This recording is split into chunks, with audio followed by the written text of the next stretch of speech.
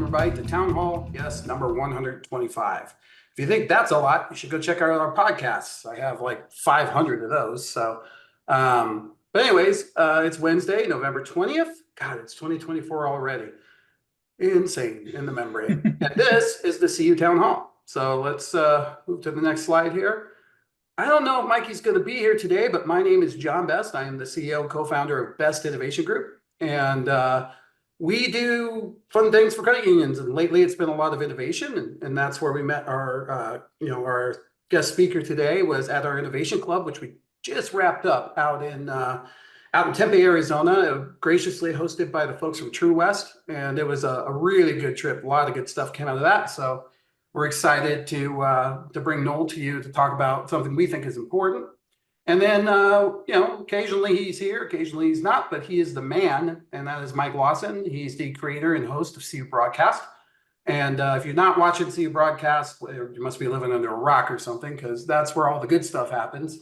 Mike has been on top of this forever, and he's a great interviewer and an all-around good guy, but more importantly, he cares about our industry and works hard to bring information to you that's really important. So if you haven't checked it out, please go check it out. And speaking of our sponsors, let's go through those. So America's Credit Unions, very excited to continue to work with America's Credit Unions.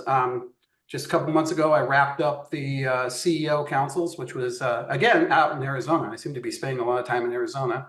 And it was a fantastic week. And they've got a lot planned for this upcoming year. And what I say to everybody is this: if you haven't gone and attended one of the council meetings, whether it be lending, tech and operations, I know tech and operations just wound up. I saw some great pictures of Willis Chang on the web, one of our esteemed Innovation Club members.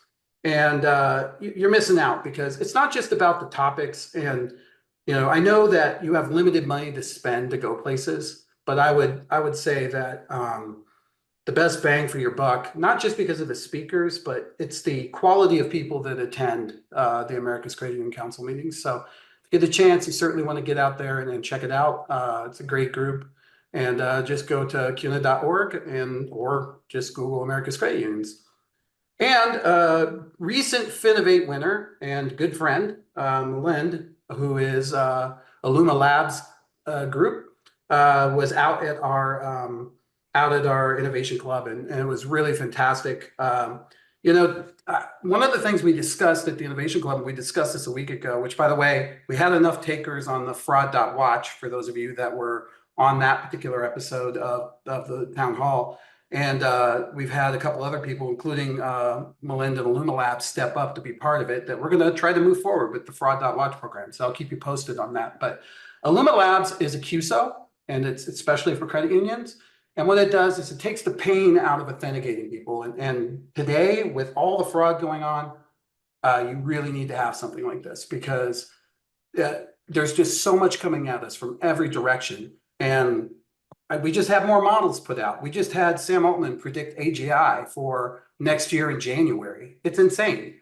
If AGI hits, imagine now that not only can the fraudsters really direct an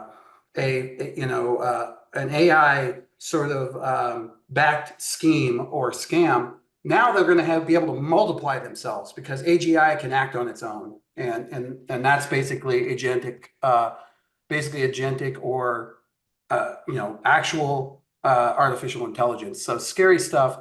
The quicker, if you don't have something to, and I know I speak for Lynn when they say this, he'd love for you to use this product, but he knows the value of getting something in place. So, but we think Illuma Labs is great. And we were actually at True West, they use it, and they were just raving about how quickly it was able to knock down the call times and affect their call center. And now they're talking about using it over the counter and other places. So very cool. Also with us was Typhone.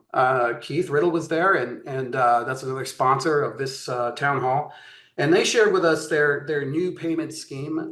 If you haven't seen what they're working on, particularly around payments, and I say it like this: payments are a big pain in the butt right now. It's almost like the early days of either debit cards or UPS and FedEx and all that, when you had to try to pick which of those to use, when you want to get it there, how you send it. And most of us are struggling with that. If you go into people's home banking or their mobile banking, it's not completely clear, I think, to the average user or member which thing to choose based on what they're trying to do. Sometimes it's dictated by the far end. It may not be the best thing for the member. There's a lot of fraud involved with it.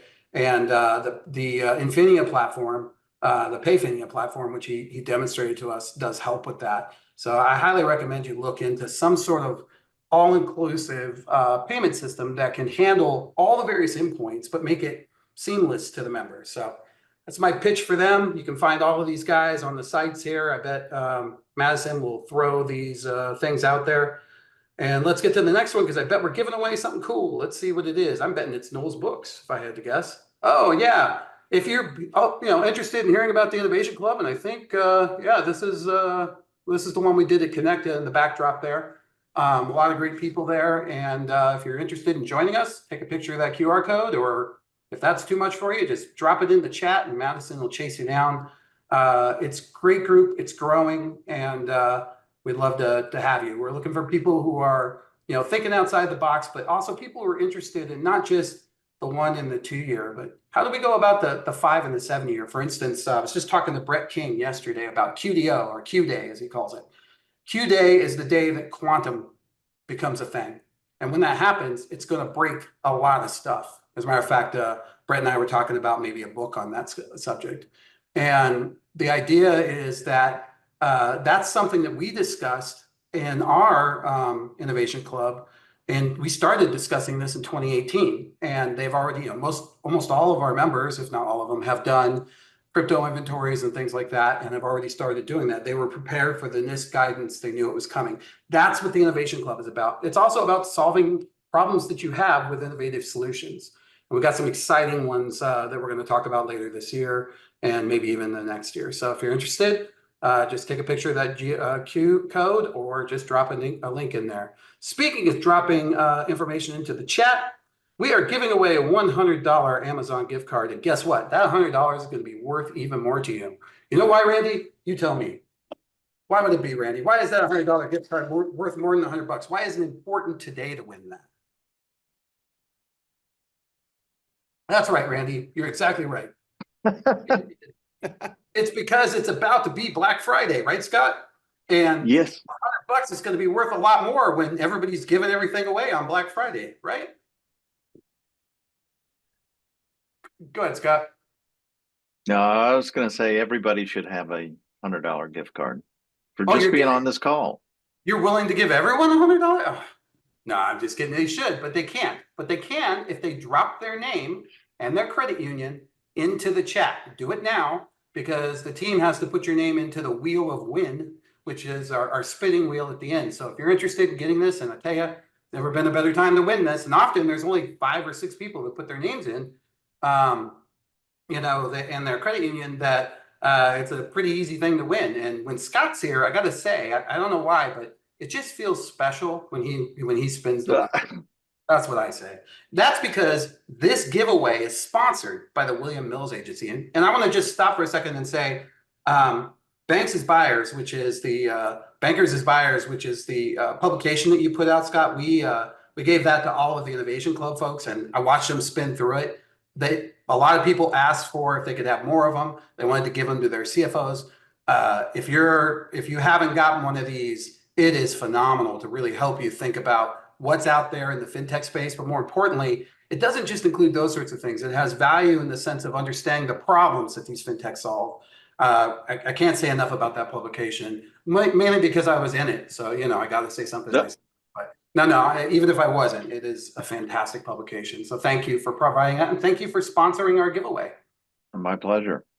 And I'm joined by Amber, and I see Heather as well. So we appreciate being affiliated with you and BIG and Innovation Council, and see you at Town Hall. Good times. Good times for sure. And thank you so much. So get your name in that chat. Remember to put your credit union in. If you're a vendor, don't put your name in the chat because you can't win. We already had Scott try like 10 times, and we finally got it to his head. He can't win his own gift card. So he tried having Amber do it, and I know Amber knew that was the case, but she still did it anyway. So yeah, just put your name in. But if you're a vendor, no go. All right, let's keep going. I think it's time to talk about this guy. So one of the folks we had speak which was brought to me by my good friend Rick Cranston. For those of you that don't know Rick, Rick has been in our industry for a long, long time. I originally met him when he was with Go West or and the QSO, and he said, "John, I've got something I think it's important for Canadians to hear about." And it was after listening to it, I think it was an important concept. And we had him out to speak to us, and we thought, we should have him come on to the on the CU Town Hall and talk about this. Well, I'm going to let him go in a minute, but one of the things, Noel, after you did your speech, I did go back and look at quite a bit of that, and I do believe that what you're about to talk about, which we'll turn over to, is sort of that gateway drug into other fraud. In other words, if they're using your credit union for this, they're likely going to try to use your credit for other kinds of fraud. So he's the co-founder and CEO of Darkwatch. He'll tell you his story. I'm excited to hear for you guys to hear his story. I was hoping to introduce him with some music from his band, but it's screamo. So I don't know. It felt like I enjoy it, but I'm not sure everybody would. But Noel, you there? I'm here. Thank you, John, for introducing. It is a pleasure to be here for you all. I loved the Innovation Club. I can't stop talking about our time there. So if we can give a free plug for you, that was awesome. So thanks for having us there. We've had several great conversations since we spoke. People that want to step to the front lines of this issue and fight back against human trafficking. And it's really cool. The credit unions tend to have a lot of capability, a lot of capacity for this, and really believe that they can do something with their skills to fight back against human trafficking. And we agree. So it's a pleasure to be back here for an encore. Let me just kind of walk you through how I got to fighting human trafficking. As John referenced, I used to be in a band.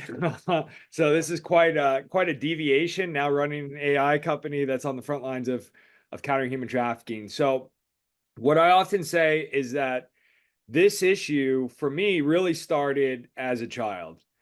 And our family was walking in an indoor flea market, and my dad was walking with my sister at the time, who was about 4 years old. I was about 9.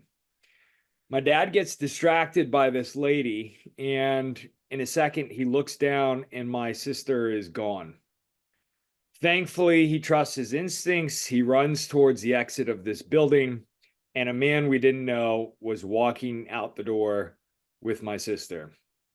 Thankfully, my dad recovers my sister at the very last second. Man runs off, but that leaves a pretty deep impression on me. So fast forward, I am in the band, traveling around the world, and I actually started in a band playing guitar. I thought I would make the 80s cool by bringing the keyboard guitar back into modern times. Didn't go so well, but we had a lot of fun. And while I'm on this tour, I get this flyer on human trafficking. And I'd heard about a lot of different issues, including clean water and poverty and these types of things that are going on in the world. But I really didn't know much about human trafficking, much less the idea that modern day slavery still existed.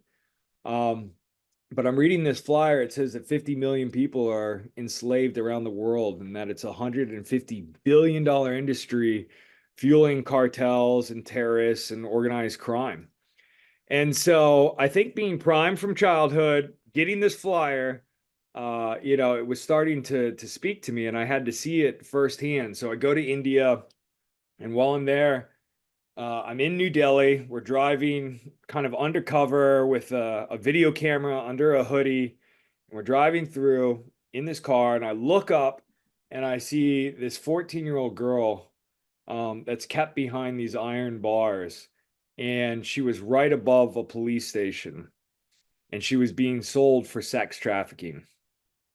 And in that moment, I thought, wow, her family probably sold her into slavery. And now you would think the one person that she could trust, law enforcement, is actively facilitating the sale.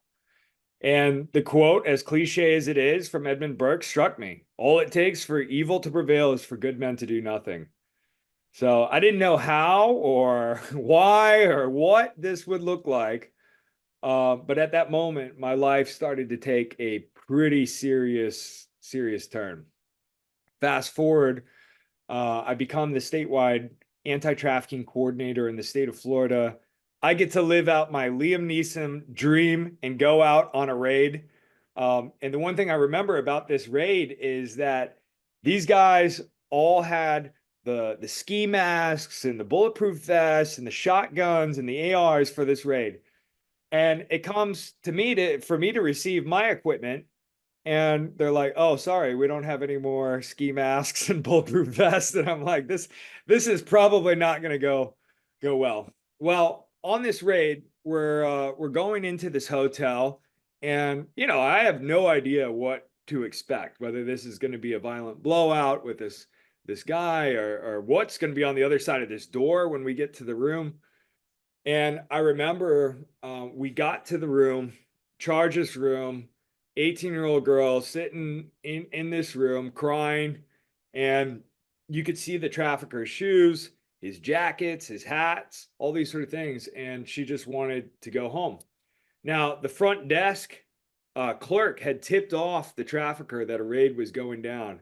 And so they weren't able to find the guy that was trafficking her, but they were able to reunify her with her family. And it was in this process that I noticed that law enforcement was manually looking through websites, at the time, Backpage and Craigslist, looking for this. And I thought, there's got to be a faster way that we can scrape this information and draw down insights. And that really was the start of Dark Watch. So before I kind of show you some of the tech and things that we're working on, I now have to show that I actually played in a band, because everyone is like, you're wearing the suit and the jacket. Like, how do we know that you were actually in a band? So here's one photo for those internet sleuths out there. The band was called Anchor of Hope. There's some remnants probably on MySpace. Here's one of me crowd surfing in the crowd in Germany. And so life has a really interesting way of taking these twists and turns. But I need to see the keytar to really believe you. Yeah, exactly. I've been playing with a band here in Florida. You'll have to come out. I think you're nearby. And the guy that we play with, who's been with us since we were in high school, plays a keytar during the show, so he gets away with it. It's pretty funny. There you go. I'll have to send you a separate email with that keytar photo when I find it. Yeah, because you don't want me posting it. Yeah, exactly. Is that like the necktie keyboard? Yeah, similar. Okay. It's kind of like, it's a keyboard with a guitar shaped neck that you wear, and yeah, like a guitar. So definitely worth a Google search for anyone that's interested. So as this technology started evolving, I really got exposed to this issue in Houston, Texas. And there was a local nonprofit that was talking about how sex trafficking occurs here in the United States. And I just couldn't wrap my mind around it.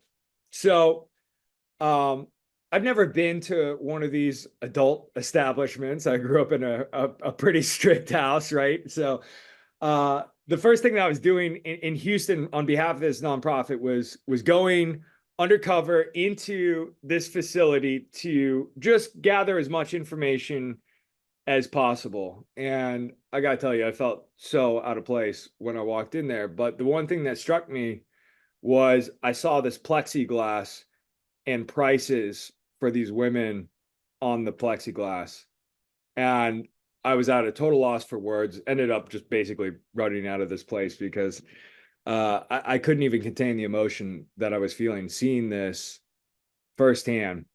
And that was my first kind of foray into this idea that there's individuals that are labor trafficked into commercial prostitution or sexual services. And one of those ways that happens in the United States is through illicit massage. So originally, when we started looking at this issue, we were thinking human trafficking, and then we brought these guys from the Defense Intelligence Agency. We picked up some tips and tricks from CIA guys, and we realized that when we pulled the threads on these sophisticated human trafficking networks, it oftentimes connected to drug trafficking organizations, weapon trafficking, and these other various crimes. And the thing that's really kind of different about sex trafficking versus these other crimes is you could sell that kilo of coke one time. You could sell a victim of trafficking up to 20 times per day. And so it's extremely lucrative for organized crime to move in here. It's a cash heavy business. And Rick and I have been on now several calls with credit unions and credit associations. And we always ask the question, have you ever thought of money laundering and human trafficking in the same sentence? And I would encourage everyone on this call to think about that. Have you thought about money laundering and human trafficking in the same sentence? Well, overwhelmingly, most of the credit unions that we've talked to said, no, I haven't thought about that, but it makes total sense. And I think part of the reason is that when we think about the proceeds from drugs and terror, nation state actors, maybe even fraudsters, that's kind of obvious. But it's less obvious that this $150 billion industry of human trafficking is illicit proceeds flowing through traditional financial institutions. And so what we do is we go out over the web and we start scraping this information. What you're looking at is obviously the United States, but there's 20,000 illicit massage brothels in the US. And the question then I always get asked is, well, how do you know that this isn't a massage envy? First of all, I want to say that my wife and I go to Hand and Stone, and that there are legitimate massage places out there and spas. So do not fret and do not worry. Not all massage is illicit. But in these cases, you have reviewers that are going to sites that are like the underground of Yelp, and they're talking very openly about the services that they receive. So at this point, we have to kind of show what organized crime behind these places look like to our credit unions and banks so that they really understand the full picture here. So in this case, this is one of those dots on a map, Galaxy Health Spa. There was 15 interconnected illicit massage brothels. There was a CPA firm that was setting up all of the shell corporations, the professional enabler. Oftentimes there's an immigration attorney using legitimate immigration where these women think that they're going to work in nails or healthcare. They get over here, they don't have control of the passport, and they get forced into prostitution. And so this group was highly sophisticated. You can see all the open spas that they had, the ones that were closed, and all of the active corporations that were behind it, and several that were inactive. So as soon as one gets taken down, which they often do, you've seen in the news, the Robert Kraft case and some of these others, right? They get taken down, they just pop up under new ownership. And that's part of the challenge for our banking customers is like, how do we stay current when they're constantly changing through this stuff? So just going to fast forward a little bit here. Once you've seen this, you can't kind of unsee it. Nondescript massage place, blacked out windows, open till midnight. And you have to beg the question, who's getting a massage at midnight? So there's several kind of key indicators that you start to see here. And one of our banks that we were working with, they were like, we don't have these types of accounts in our bank. They're a small regional bank. I said, well, let's just run the data across your accounts and see if there's a match. So we took it in through Jack Henry, their tool. They cross-checked the business addresses, and sure enough, they found about 2 or 3% matches out of our total list that we had for Texas. When they went out and did a site visit on the place, they found that there was women literally living in the facility. And so for them, that went to the highest level. They had done their due diligence. They collected all this paperwork. They took it before the board and ended the banking relationship, which the level of threshold that has to go through. So that was a huge eye opener for them. And I apologize for the graphic nature of this. We'll kind of go fast past this, but these are the types of reviews. You can think of this as like adverse media on a place. It's often connected to a physical address or business address, and people are going and reviewing exactly what they're receiving in there. And these places are oftentimes advertising. So that's we show that. The reason that we show that is that these places are often sophisticated. These aren't legitimate places, high cash businesses that launder funds, the proceeds of funds through bank accounts. So we started educating these banks and credit unions on this, and they started becoming very excited about this type of threat feed.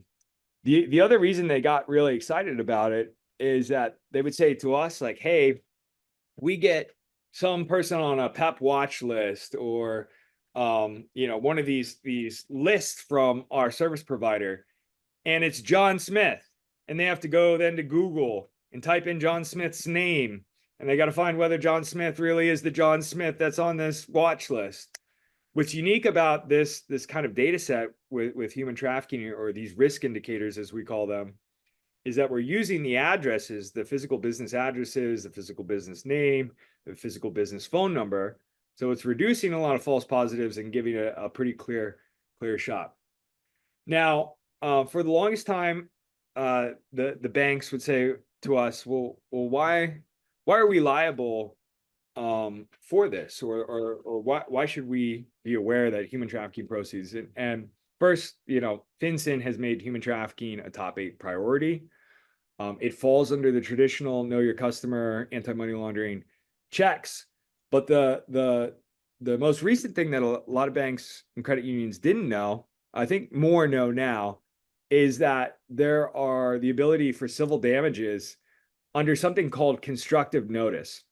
And that basically means fancy lawyer speak for gross negligence or light negligence, where they say that a corporation knew or should have known that this was going on. And the challenge is not that the banks and credit unions didn't want to do anything. A lot of them actually did. It was that they didn't have the tools from their providers to be able. So there was this risk gap, and that's where we've been really helping these banks and credit unions fill that risk gap, at the very least become aware of this talking point. So, how do we take this and turn this into action? Every one of us have a very critical role in our homes, in our communities, and in our occupation. And so people often ask me, and the book kind of talks about this, how do I get involved in fighting in human trafficking? And we say it starts with a conversation with your children, how to keep them safe online, and how to properly use online gaming and chat-based applications, and avoid these types of scenarios where they could face exploitation online.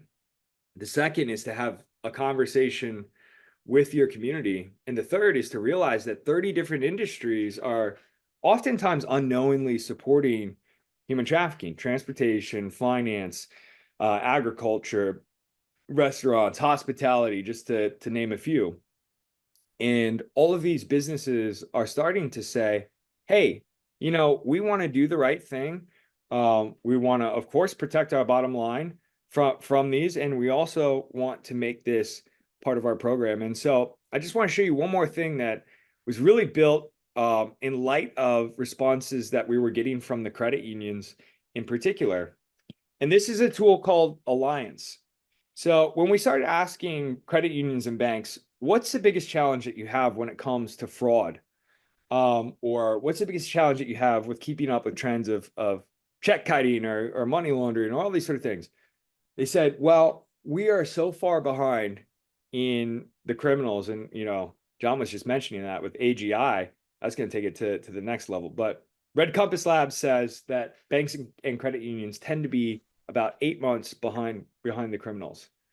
So when we were talking to the credit unions, we say, hey, do you have any way of sharing information? And they talk about 314B or FSISAC.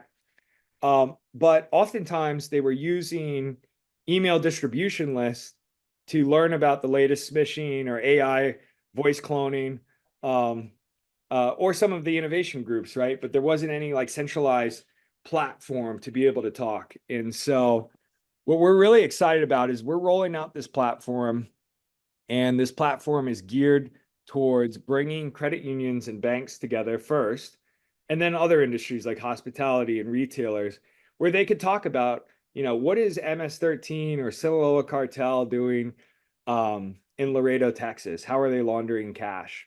Or maybe more recently, how is Tren de Aragua operating in my state? And what are the types of frauds and scams and human trafficking that's occurring there? And so you could kind of think of this as a mix between a social media platform for banks and credit unions and also a learning management system. And earlier we had talked about that idea of human trafficking and money laundering existing in the same space. So you could easily go in here and open up a quick lesson on how criminals and organized criminals are laundering proceeds from human trafficking.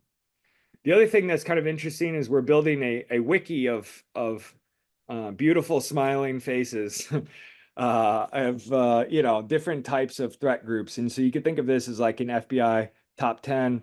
Tren de Aragua or TDA is definitely on the minds of a lot of people. Today there was the sentencing of a Tren de Aragua member for the murder of that young lady.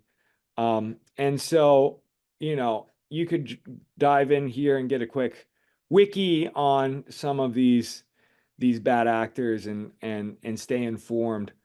This would be continually growing and updating, ISIS to fentanyl trafficking and proceeds, different fraud schemes and things like that. And so with these tools, we're looking for innovative groups and credit unions to say, hey, you know what, we want to build these tools with you. We'd love to help. So if that's you, we'd of course love to talk to you. But the main reason for today's talk is to open our minds to a different type of crime type and how it affects you. And the last thing I'll kind of leave for you is that I know that at times your job might seem mundane or doesn't have a payoff sometimes, but each of you have an incredible superpower where you literally have the ability to save lives. And so that may not always come through. It often is a thankless job working in the position that you're in. But I want to personally thank you for the work that you guys do. And I love doing these types of speaking engagements because I think that the financial industry has so much power to disrupt human trafficking and really start to turn the tide from 50 million and make that trend go lower and lower the proceeds of these organized criminals that exploit people for profit. So thank you, John, for having me. And Oh, hang on. Don't be like signing off yet. There's gonna be so let's talk about this a little bit. So you know, the one thing too, like I said, is I think you mentioned this at the IC, and you said that some of the credit and some of the financial institutions that once they sort of found that account, it led them to other organized crime accounts that were being used for money laundering, specifically outbound ECH into uh, other mule accounts where we didn't have those in our lists, and we all pay for a lot of those lists with regard to the outbound mule accounts. So, I'm curious if anybody on the call, those that are have some experience with this. I wonder if it works the other way. I was curious after you talked the other day. I was actually talking to my buddy Norman, who was enamored with what you did. He's not a credit union guy. He actually owns a major golf course out in Colorado Springs. But after that, he was driving around and like, every military base. If you're a military credit union, we could almost guarantee that you're involved in this because that seems to be where they flock. And when we saw that outside of that, which is dangerous for the country. We discussed that because some of them are actually used to sort of score intelligence and that sort of thing, or blackmail. But I'm just curious if anybody else on the call anybody on the call has done anything with this on their own without, seeing Noel. So if you have, just put it in the chat. And I guess the second thing, well, I'm going to ask a question while I do that. If anybody else has questions, just pop them in the chat or we'll unmute you. But my question is this. So I have your tool. I'm just pretending, I am in the risk management of a credit union, and you've given me your tool. And how do I go about using your tool to connect to an account? I guess you said address lookup. Was that the key? Is that how it happens? Address, phone number, pipe directly in. So we know that our banks and credit unions, they are not going to give us account or transaction detail. Yeah, we can't give it to you, but you can give us yours, right? Exactly. So we toss it over the wall via a direct API in to your native system, or you can pull the Excels from secure access Right. for your state. And then, yes, cross-check against business address or business phone number. Is this always a business account or a commercial account, or is it personal accounts at times as well? It can be personal accounts. It's just the businesses are easier to detect because of their loud presence online. Yeah. So, okay. So I get your API or I get the Excel sheet, I run my system, I find two of them or I find one. What's my next step? Like, how do I go about that? Because I can't just boot them out of the credit union, right? I can't just, we talked about this at the IC and I just, I'm sure other people have similar questions and we kind of talked it through, but we can't just go, we found your number on this list, you're out. That isn't going to fly. So how do we go about, what's the trick there? That's a great question. So it's, this is really a risk indicator, and it comes with a confidence score, a description of why, it sits in this list of bad actors. But at that point, our banks will start looking at the transactions and the accounts a little bit more closely. And one of the things that a bank saw was, why is this one masseuse pulling in $200,000 a month? Something is not, adding up here. Or they did a site visit, or they looked on Google reviews sometimes and they could see it, or they got the source ads or reviews, the negative news behind it. So depending on the diligence process, the next step would be to conduct diligence, file a suspicious activity report, and see if it rises higher. In very rare instances, it's so egregious that they do end the banking relationship. With that being a very small percentage, but a lot of times the SAR is the next kind of step on this. So, gotcha. So the next, and that doesn't hurt anything. You can always file the SAR, maybe they come back. But the next question is, like you said, it's pretty obvious, right? They never have there's no name of these places. It just says in big letters, massage. Once you see them, you can't unsee them. You'll start seeing them everywhere, to your point. But the question I have for you is, why aren't the local police, if it's that obvious, taking care of these things? Like in Colorado Springs, I went back and Norman and I had breakfast after the IC, and we were talking about it, and we were doing some research online, and we found where the Colorado Springs police department had rounded up a ton of them, but then they did pass some law somehow. There was something about getting a certain license. So I guess it was a way of making sure that the people who were inside these places were registered somehow. So they, however they got in the country, so it wasn't in a shipping container. But I guess my question is, why haven't the police, why aren't the local law enforcement taking care of this? Yeah, I think it's a couple different reasons. The first is that there aren't a lot of resources that are dedicated to this. So you'll have one guy working human trafficking, you'll have him working vice crimes, you'll have him working sexual assaults, and so he's totally overwhelmed. The other thing is that they may not know how to do a financial crime case.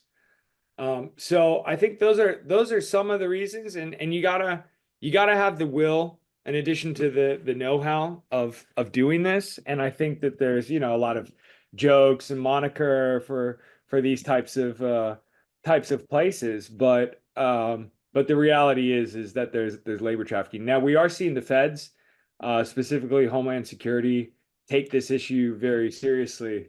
But you mentioned Colorado Springs, so I just wanted to kind of pull that up, and right there's 47 in the Colorado Springs area, one of which has 185 reviews. So I think it's law enforcement. I think it's the banks and credit unions. It's the hospitality industry, in each of us as citizens saying, "Hey, you know, not in my backyard." Yeah, this is not okay. So what happens to the people they rescue out of here? You know, once you close, like let's say you do the SARS, do they just move on to another financial institution, or you know, are we, you know, I mean, cutting off their money absolutely makes sense, and that is the way ahead of I agree with that. But I'm just curious as to what happens to presumably. You mentioned this at our meeting that these people are living in these tiny little storefronts, and sometimes there's 5 or 6 people living in there. What happens to those folks when do they save them? What goes on there? So yeah, there are special protections under federal law for a T and U visa. So if someone is found to be trafficked, even illegally, you know, emigrated to here, that they're eligible for a T or U visa. And so that's one of the protections that Department of State has put in place for anyone that's being trafficked. There's some great nonprofits and NGOs, some of which are connected to, you know, one of our funders, Tim Tebow, that are actively out there trying to provide. Yeah, where's Tim? You said you were bringing Tim to this. Yeah, right. I'm just kidding. We got a lot more people if you bring Tim. I'm just joking. But yeah, so Tim's funding other not-for-profits and rescue organizations that are trying to help these obviously mostly or all women. Yeah, so I guess just back to the mechanics of this. So if I'm interested in this and I put my name in the chat, and presumably Rick Cranston or you will follow up with them. And is there money associated with this, or do they have to pay so they can move you along, or do they get access to this in some way that they can look, or how's that work?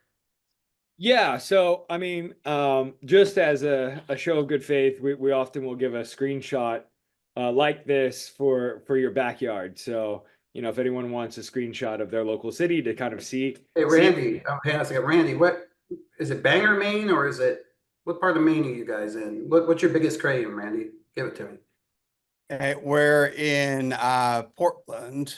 One of the biggest is probably Atlantic in our area. Okay. So Portland would be good. Portland, Maine. Yeah. Okay, let's see what we got. So Portland isn't as bad as Colorado Springs, but you don't have a military base there. So, Right. but still, I mean, there's a lot. There's 14 of them. Put Okay. in Bangor or Augusta and see if it's different up north, like closer to the border.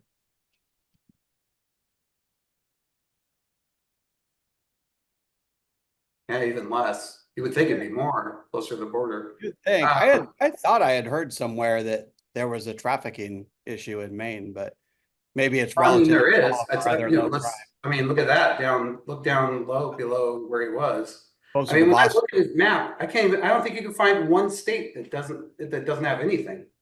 Yeah, Right. that's scary. Well, here's a curious one. I see Jim's on here. Jim's one of my favorite people, Jim Yates from First Education. I know where he's located. Can you pop in Cheyenne, Wyoming? Because there's a base there, F.E. Warren. Ooh, you might have to give me the spelling on Cheyenne. Cheye, or Eyenenne. Yep, there it is. Let's see what we got. Whoa. Oh no, it's just going over there. Okay. Oh, not too bad. But still, I mean, even 4 is more than you want. It's like these things, just look at Denver. Oh my goodness. Put in Denver. Denver is crowded with them. Yeah, Denver, they appear to be on top of each other. Mhm. Holy crap. That's nuts. What about a big city like New York? Just curious. Let's take a look at New York City here.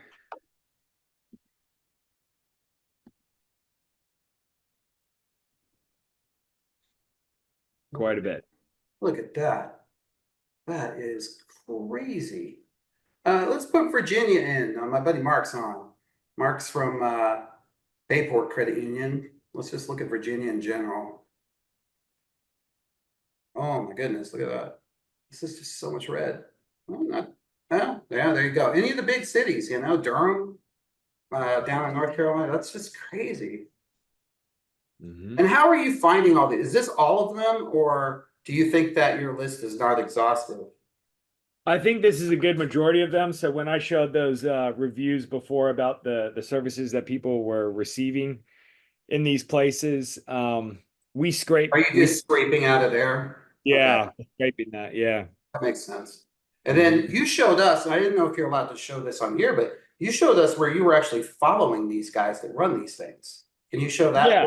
What's there? Are you okay? Or is this too open of a forum to show it? No, it's I fine. don't want to tip them off, Yeah, exactly. We'll No, cut but whatever this part is out of the video. You hear that, Madison? yeah. Because I don't want to give them, but yeah, or if you've already got one, yeah, I think, and then after that, but go ahead if you don't mind. I thought that was amazing. You were using their phones to follow these guys on your system. Yeah, that's kind of some of the deeper work that we do. So we've done this with law enforcement. So just a little bit of background. This guy, he was serving in the Taiwanese military. He decided to come to the U.S. to become an enterprising sex trafficker, opens up several of these spas. And so we were using his marketing data to track everywhere that he was going and the path that he took from Los Angeles through the Right, because desert. he didn't realize he was leaving a breadcrumb footprint by using that, right? That's right. So we actually followed him to a Bank of America, and Bank of America said, yes, we had transactions on this date from this person, and none of our flags caught it. He was also going to an East-West Bank as well. And East-West Bank had gotten in a little bit of trouble for money laundering in the past. But yeah, that's kind of some of the deeper intel work that we've done on behalf of government. Well, I can't thank you enough for taking the time to come on. Also, Rick Cranston for bringing this to us. If you're interested in working with Noel, please just put your name in the chat. And then Noel and Rick, if you don't mind putting your information in there in case they don't want to do it in front of everybody and they want to reach out to you separately, just get that out there. And Noel, we appreciate what you're doing, and it's good to see at least some screamo bands doing some good for the neighborhood. What was Scott was trying to find you? What was the name of your band again? Arms Wide Open? No, that's a Creed song, right? That is a Creed song. Arms Embrace. Yeah. Arms. I said arms. For some reason, I had anchor in there. Arms Embrace. So I remember. That's another one. Anchor of Yeah, Hope. you can reach out to Rick, and rest assured, I took screenshots of your thing. I'm going to send those to Norman because he's going to think that's interesting. But if appreciate what you've done, and I thank everybody on this call for taking the time. Then we had everybody stay on, which is great to listen to this. So I hope you will get involved with this. It's terrible what happens to these poor folks, and that's what we are, right? Crane's motto is people helping people, and if it's not about this, what else can we do? And I can already see Jim Jacoby from United Solutions is interested. So they've got a QSO, so that brings a whole bunch of Craneans. Hey, Randy, I think this is something that Sargent should take a look at, don't you? I'm putting him on the spot. He's the CEO. Yeah, definitely. I'm kicking this over to Rebecca, our VP of Strategic Partnerships. Great. Well, and that will bring you. Randy has 700 Craneans. No, I'm just kidding. But you can see even in Maine, there's issues, and I guarantee you that they cover that part. So, well, thank you again. And it's time for our giveaway. So hang tight for a second there in case anybody else puts anything in the chat, and we're gonna get to the giveaway here. So thank you for your time. If for those of you who are still on the call, I thought I saw more people than that. Let me just go look through here. If there's got to be more than 4 people. I thought I saw some more. Hang on. Yeah, I've only got 4. I've only got 4 people on my list for the giveaway. So if you see Jeremy, Jim, Melissa. All right, so we got time. If you want to be in on this, just put your name. We promise we're not giving your name to anyone. We don't do anything with this stuff. We just use it to give it away. There's Randy, so throw Randy in there. if he wins, I hope he uses it to buy me a housewarming gift. And then Kim Schmidt, great. Throw that one in there. Anybody else? No worries, no worries. Sorry you missed it, Kim. So Kim Schmidt, you represent a bunch of Crayons. If you're a QSO, you can put your name in. I'll say that. I'm good with a QSO doing it. Particularly because you could bring more to it. So you can throw Randy in there.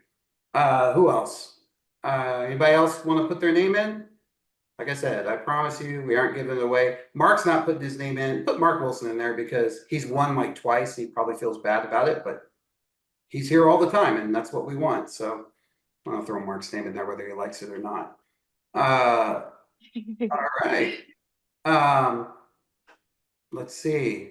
I don't know Glenn, but he responded. Glenn Bloom. Glenn, are you with a credit union by chance? I'm with Illuma. You're with Illuma. You can't win. So I appreciate it though. All right. Well, I guess this is it. Going once, going twice. I'll give you another minute. Yeah. And for those of you who cannot sleep tonight, you can thank Noel for that. I told Noel he needs to, when he does these sorts of things, he needs to give out, some sort of anxiety medicine, or at least a nice, good tequila for everybody to have, I guess, or something. All right. Well, there we go. We got a few more. All right, Scott. You ready? You ready for the finger? I think I'm ready. I think. Oh, I this think finger, not the other finger. Ready? Yeah. I'm pressing it now. Oh, here we go. Oh, there it is. The wheel is turning. Anything can happen, folks. And Right. Looks all like right, it'd be Jeremy. All Which grade right. was Jeremy with? He was with. With Heritage Valley. James with Heritage Valley. Yep. Yeah. Yeah, we're in York, Pennsylvania. Oh, okay. Wait, okay, yep, there you go. Well, there you go, man. You got $100 gift certificate. I hope you use it for something nice. I don't think they sell turkeys on Amazon, but you can try. Certainly Whole Foods does. I'm gonna repurpose it and give it to my boss for Christmas. That's awesome. Good for you, man. All right, everybody. Well, thank you for your time. Give you a little bit of time back, Noel and Rick. Thank you again for taking the time today and sharing this important issue with everyone. And for those of you, have a great Thanksgiving. And I know it'll sound corny, but I'm truly thankful for all the people that show up to this on a regular basis. And it's a community thing, and I'm thankful for each of you. So have a great Thanksgiving and take care. Thank you, Scott, for sponsoring this, and thank you to all my sponsors. Thank We'll talk to you. Take care.